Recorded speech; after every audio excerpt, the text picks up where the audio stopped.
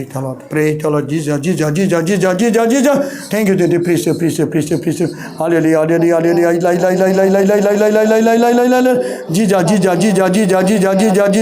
Jesus.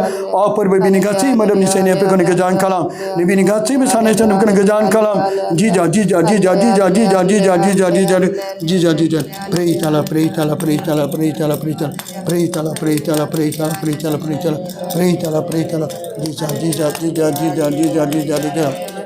Hallelujah.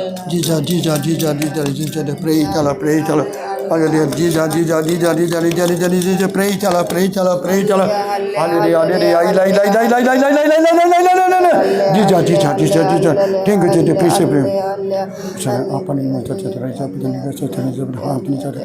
Jadi jangan nak kata ni jangan hari ini dah kamu terima nak kerja ni mana. Acing kan jangan tahu berbicara berbicara kamu. Angin berbicara. Pray tala na jadi jenis macam pray tala be part of sana. Pray. Mrs. Teresa Wal. Ini pray fैदों. Odalguri Parisनि सिङाव थानाय 1 नं सान्थिपुर मण्डलनिफ्राय फैदों।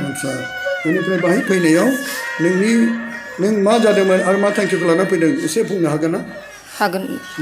आङो माने आंनि आथिं सानाय नैबे जानजिनिफ्राय सानाया गोबाव सम जालांबाय दायो जेनेबा 5 मास रानिंआनो जासिगोन। मानो होनबा आं गोबां डक्टर बिदिनो प्राइभेट क्लिनिकफ्रावबो थांबाय नाथाय आं सोखाजानायखौ मोननो हायाखै। एक्सरे खालामनो थिनदोंमोन एक्सरेखौबो आं खालामबाय नाथाय जेबो मोननो हायाखै। लास्टआव सासे नैबे उदालगुरि सिभिल हस्पिटालनि डक्टर मेडामा आंखौ बुंदों नोङो सिटि स्केन एक्सरे खालामनायाव रोदानि बेमारखौ हमनो हाया नों गुवाहाटि नङाबा तेजपुर प्राइभेट हस्पिटालाव थांनानै एमआरआइ खालामहैनानै। नाथाय बे समाव आं गोबां डक्टर अजा हमनानै आंगायखाबायमोन। बे समाव आंनि हासबेन्डआ बुंदों र' आं एसे बिल मोननांगौ दङ बे फैसाखौ मोनोब्ला गुवाहाटि डाइरेक्ट थांगोन मा जादों नायगोन नों सिन्था खालामनाङा होननानै। नाथाय आंनि सानाया जेनेबा आगोलनिफ्राय बारा जालांबायमोन। आं दासिमबो मुलि जायाबानो माने न'खरनि मोनसेबो खामानिखौ आं मावनो हाया। बे आंनि गोबां सानायखौ नुनानै आंनि लोगो सासेया बुंदोंमोन नोङो मोजां डक्टरफोर होसोनोबा नों बेसे बिदि बिसिनायाव थानो एसे रिलिफ मोननाय बायदि जाय बे आयुर्वेदिक मुलिखौ बुधबार बाजारावल' मोनो बेखौ आं जानानै थायो आरो जोंनि लाइननि गोबां मानसिफ्रा बेखौ जानानै एसे रिलिफआव दं नों डक्टर मोजां होसोनोबा बिसिनायाव थाबाय थास्लायस्लाय नों बेखौ ला होननानै बियो सानसेखालि जेलानाखि बुधबार जायो बे समावथ' जों नुफेराखैमोन नालाय बे आंनि लोगोआ गावनि हासबेन्डनोनो गावनि फैसाखौ हरफालायनानै बियो आंनि थाखाय मुलिखौ लांनानै हैदों। बे दिननिफ्रायनो आं बे मुलिखौ जायो। मानो होनबा न'खरनि गोबां दायित्व दं आं सासे बिमा। दिनै आंहा फिसा सानै दं जाय क्लास 10आव मेट्रिक केन्डिडेट। आं बेफोरखौ लानानै गोबां दुखु जायोमोन आं जेनेबा जाय मेट्रिक लिरगोन समाव आं फिसाखौ गोबां मरेल सापर्ट होनांगौमोन आं बेखौ दायित्व लानांगौमोन नाथाय आंनि नार्भास आंनि देहानि थाखाय आंनि फिसानि थाखाय जेबो सापर्ट होनो हायाखै। नाथाय आंनि हासबेन्डआ आंखौ बिराद अनो आंनि फिसाफोरखौनो बे न'खरनि गासैबो खामानिखौ मावनानै आंनो सहाय होयो। बिनि उनाव आं जेराव थाङो आं जे डक्टरनाव थांगोन बेयाव आंखौ लाङो। आङो आंनि गोबां आंनि फिसाफोरनि अननायजों आंनि न'खरनि अननायजों आं दायो बेखिनिसिम जानानै दं। बे समाव आंनि हौवाया बुजायो इसोर दं होननानै। होमबाबो आंनाव नार्भासआ बारा जाबोबाय। आं फिसाफोरनि मोखांखौ नुबानो गाबो सामफ्रामबो आंनि गिनायाबो बारासिन जाबोबाय। मानि थाखाय नों गिखो मानोना नों गावखौ थैसिगोन सानबाय आं गोबाव जेब्ला फिसाफोरखौ आं माबोरै नागारलांनाय नोंनाव बेबायदि मोनसे डिप्रेसना बे गोबां बिदि फैबाय जेलानाखि आंनि फिसा सानैया उन्दुलाङो आंनि हौवाया उन्दुलाङो बे समाव आं बिसोरखौ नायखोमानानै गाबो आं गावखौ जेबो पात्ता मोनला। जेब्लानाखि आंनि फिसाया क्लास 10 मेट्रिक केन्डिडेट मोनथाम साबजेक्ट टिउसन लायो आंनि हौवा लाङो रेस्ट गैया ओरै ओंखाम ओंख्रि सङो मोसौ दाउ अमा माइ फारसेनिफ्रायनो जेनेबा दायित्व दं। गोबां आंनि हौवाया बेफोरखौ सापर्ट होनानै आंखौ जेनेबा सापर्ट खालामबोदों आरो सानसेखालि बिदिनो एमआरआइ खालामनो होननानैथ' फैसाखौ नेबाय थाबाय जि फैसा थाखा दंमोन बेखौबो सिगाङाव गारग्रोजोबखाबाय। बिनि उनाव आंनि जाय जोनोमगिरि बिमा आं आइखौ बुंहरबाय आइ नों फैदो माने आं बिराद गिनायसिन मोनबाय आरो हरावबो आं उन्दुखाला। नाथाय आंनि बेफोरबायदिखौ नुबा आंनि हौवाया बांसिन नार्भासाव गोग्लैगोन।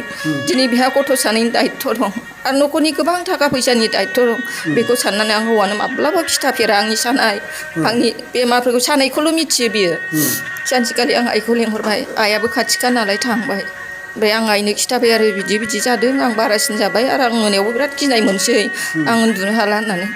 दाना बिदिबा आं होनबाय गुवाहाटियाव थांनायनि सिगां आदै दैमालुनाव खेबसे थांसै नामा होननानै मानो होनबा आदै दैमालुखौ बिराद फोथायो आं उन्दैनिफ्रायनो क्लास 5 बोसोर बा 6 बोसोरनिफ्राय जों आदैखौ मोनबोनाय मानो होनबा जोंहाबो क'क्राझारनिखामोन नालाय आं आइखौ होनबाय डक्टरखौबो इसोरानो सोरजिदों अजाखौबो इसोरानो सोरजिदों बिनिखायनो आं बेयाव थांनि सिगांथ'हायै आदै दैमालुनाव थांनोसैदां होननानै दाखालि बे आगष्ट 19 तारिखआव जों मोना आइजों आंजों आदैनाव 5:30 फैबाय आरो ओमफ्राय दा आदैया मानो होनबा आङो इउटुबाव आदैनि मोनफ्रोमबो 13 तारिखनि प्रग्राम आरो बेलेग बेलेगाव रेट्रिक लानायफोरखौ आं नायो मानो होनबा आदैनि सायाव फोथायनाय दं इसोरनि सायाव फोथायनाय दं बिनिखायनो आं बे समाव नुबाय सासे मादै गावनि फिसाला हायार सेकेन्डारि सेकेन्ड इयाराव फरायनाय बियो खावलायाव टिउमार जानायखौ जाय जोंनि गेजेरनिफ्राय रुंसारि जानानै थांनाय आदै दैमालु बर' नार्जारिनि फिसाजो आलफनसा नार्जारि बिनि बावनाय बिबारनि जिगुदियैनो बिनि टिउमार बेमारा गानायखौ आं थागथि नुसनबाय इसोरानो जानो हागौ आंखौ नायहोदों होननानै आं फोथायो दायो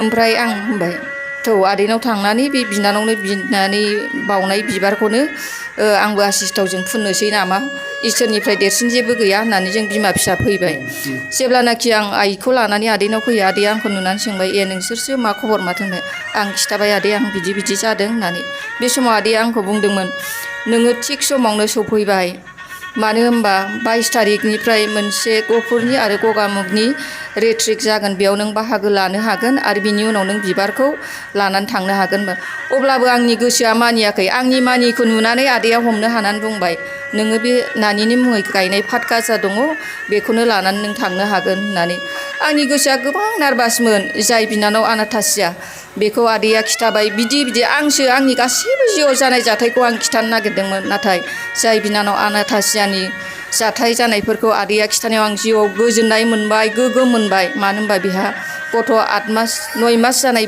बिदि दं होननानै गासैबो आंनि जिउआव बे बिनानावनि जानाय जाथाया आंनि जिउआवनो जागासिनो दं आरो आंनि जिउखौनो आं बे आदैनो फोरमायनो होननानैसो फैदोंमोन नाथाय जे 19 तारिखनिफ्राय आङो बे फात गाजाखौ लानानै जाय बिनानाव आलफनसानि फटकआव टाच खालामनानै आं बिनि मुंख्लं खाम्फायाव बिनानै थांबाय बे दिननिफ्राय आंनि गाबनाय आंनि नार्भास आंनि गासैबो गिनाया दिनैसिम गोजान जाबाय आं गथ'फोरखौबो आं रायलामोन मानो होनबा आं साननैल'सोखासै आं माबोरै रायनो बेफोरखौ साननानै आरो दायो गोबां गोजोननाय मोनबाय गावनि गथ'फोरखौबो आं फरायैनि रायनो रोंबाय फरिखा खाथिसै एगजाम खाथिनि फराय आंनि हौवाखौबो आं दुखु मोननानै जेबो रायलायनो गोसो जालामोन नाथाय जे दिननिफ्राय आं बे फात गाजाखौ लांनानै आंनि गासैबो सानाय सुनाय जानायफोरनिखौ फुननानै आं लादों आं आन्दाज मोनदों आरो बेमार गानाय गायैया बे इसोरनि बाथ्रा नाथाय आं बेयाव फैनानै जिउआव जोबोद गोजोननाय मोनदों दिनैसिम आं बे सानथामनि रेट्रिक हाबाफारियाव लानानै